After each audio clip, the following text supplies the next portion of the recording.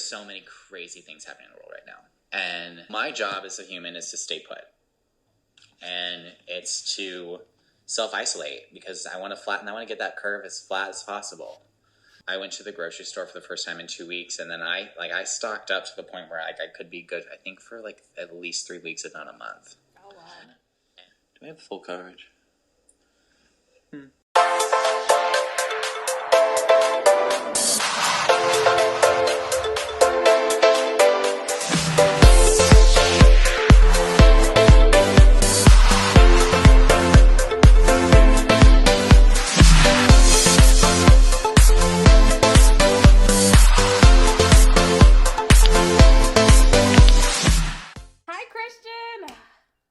Hi. This is my first episode of my FaceTime Facial series. Today we're doing the Aztec clay mask, healing mask. Well, I'm so happy to be your first guest. Yes, because you're so go with the flow. I try to be. I am flexible. Figuratively and literally. Speaking of flexibility, Christian is a professional dancer, specifically professional ballet. I'm going to use you as my mirror. Yes.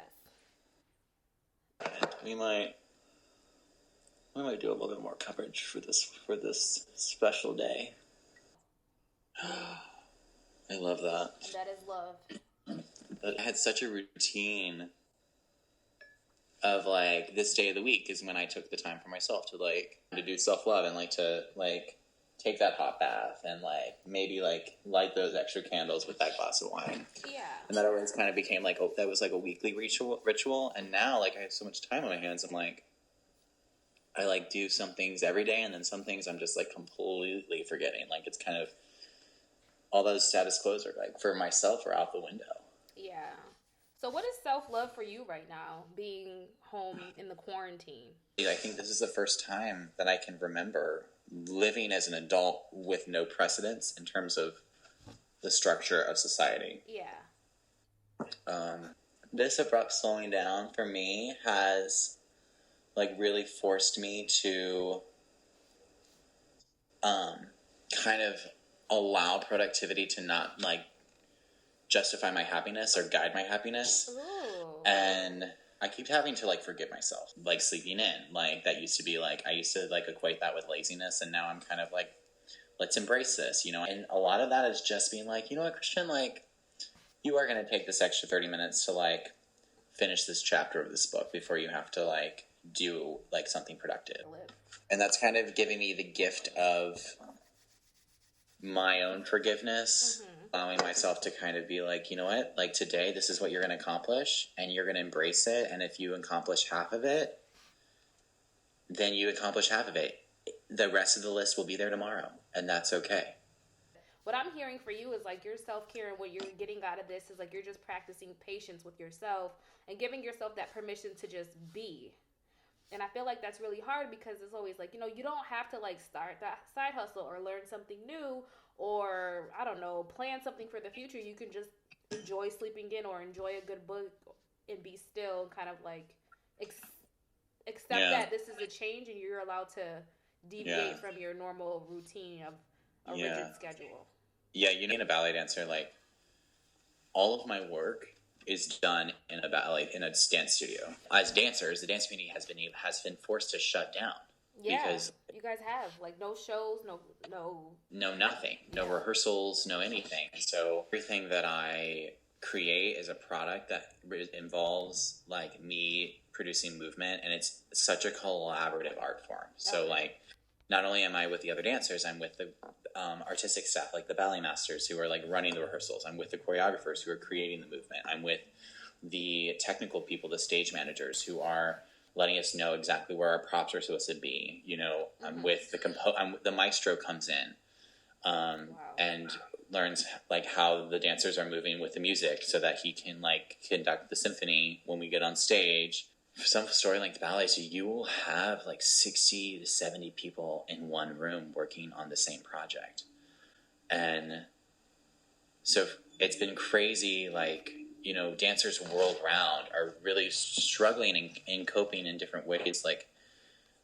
how their self-worth is, and like how they like keep in shape, and like I was just saying, like productivity is by like getting in the studio every day and working and sweating, and like not only having that like mental exhaustion but that physical exhaustion, and like a lot of it sometimes can feel spiritually exhausted just because you're giving your heart and soul into to an art form, like, and when all that's been taken away from you, you like you like question your identity, because like even like an injured dancer, like it's like you're being stripped away at something, and I feel like we're all being stripped away of like that like gift of being able to dance right now, and so we're being taken away from me. It's like giving me the patience to know that like I am still a dancer. I am still part of an amazing community. Yes. You know, like people are coming in full force in all aspects of my life, and like honestly, that's self-love. Like to know that you're loved even when you're by yourself. Yeah. Like that is like, that's amazing to feel that love, and I'm glad that you have that sense of community with other ballet dancers. How are you just doing with all of this going on with like the shutdown? well, I think one thing I have to let your viewers know is that like my job is like a full-time position. Cincinnati Ballet has been around for 50 plus seasons, and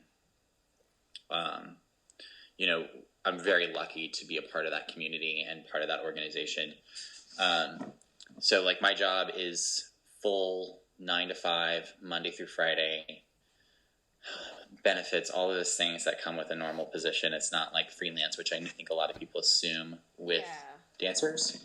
And that is absolutely an awesome and valid trajectory to have your career. Just with a lot of most ballet companies in America, you know, they take care of you like you would be taken care of with an employee of like any other kind of business and corporation, which is incredible security.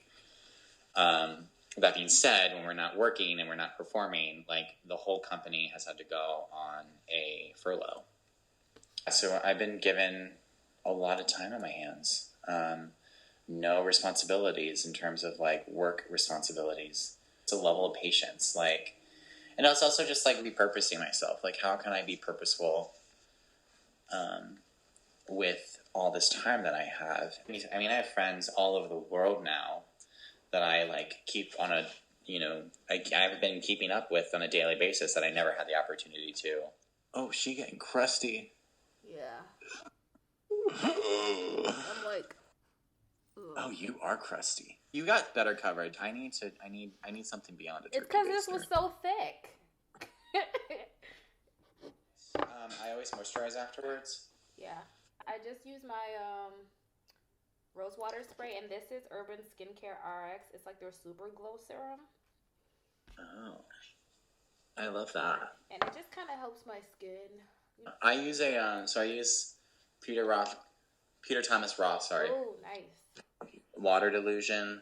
It's a hyaluronic acid moisturizer, and then this from pharmacy. It's called Honey Grail. Oh, what's that?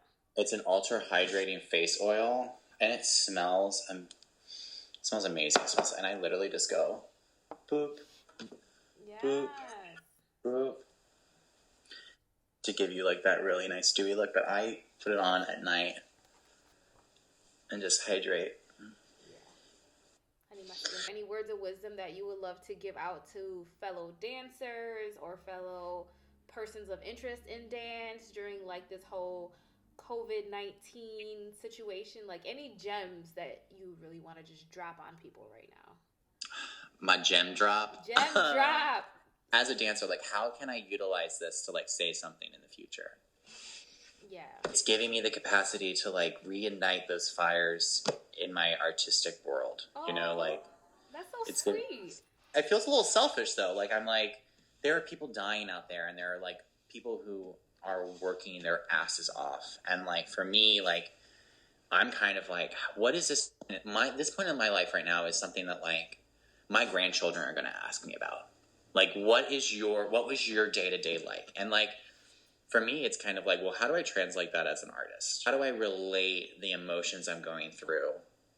Because I think what makes art is that it translates. It gives you the capability to tell people how your day was like. Yeah. And like, it gives you like the ability to like create a narrative with shading and color and like dynamics, and allowing that like part of my brain to start working so that like if I think of something, or maybe like the seed of like a piece. Like I write it down. I have a lot of quiet time to let my mind kind of wander, and I'm embracing that. And, you know, this lesson in patience as a gift, this, you know, ability to see the world through a different lens, you know, to feel like I'm part of history right now in such a weird way. None of us really have any answers, or we have nothing. Like, it's like, stay home. We don't really have the answers to any of this right now, but I do agree. We are a part of history. I wanted to start this series of FaceTime Facials so people can share this, and then hopefully when your grandkids are older, YouTube is still around and they can just look you up. You know, you can communicate with your followers, and you can communicate with people all over the world, and like we can all just document this and utilize technology in a way that gives us the ability to record what's happening right now, because what's happening right now is like nothing that's ever happened. Like, it's just so unprecedented. As society, like on our phones. And we are now dependent.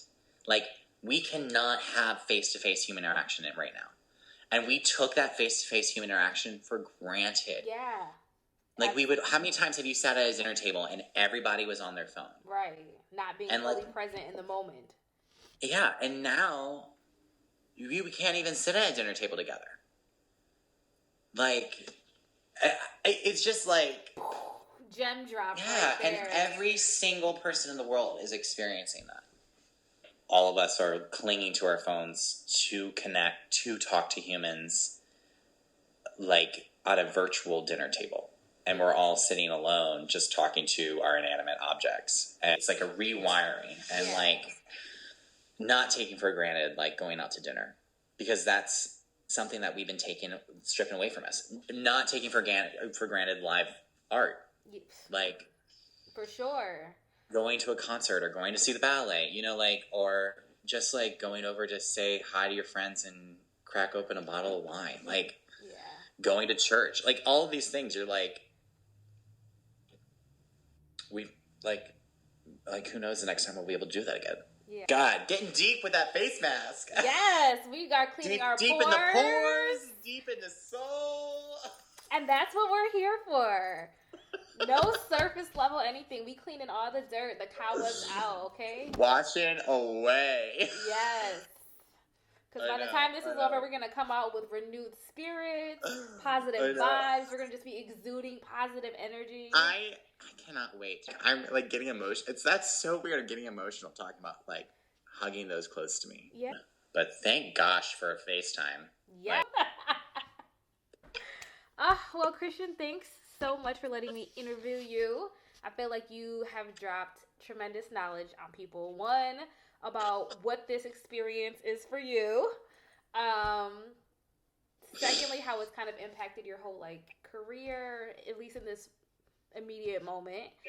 And you guys can slide into his DMs at Christian Renforth on Instagram. Thank you for joining. Until next Love time, you, girl. at our episode of FaceTime Facials. Hey! I love how you're using the makeup brush, and I fall off. I didn't even realize. I was like, yeah, I should have used a makeup brush. I've been using a frickin' turkey baster.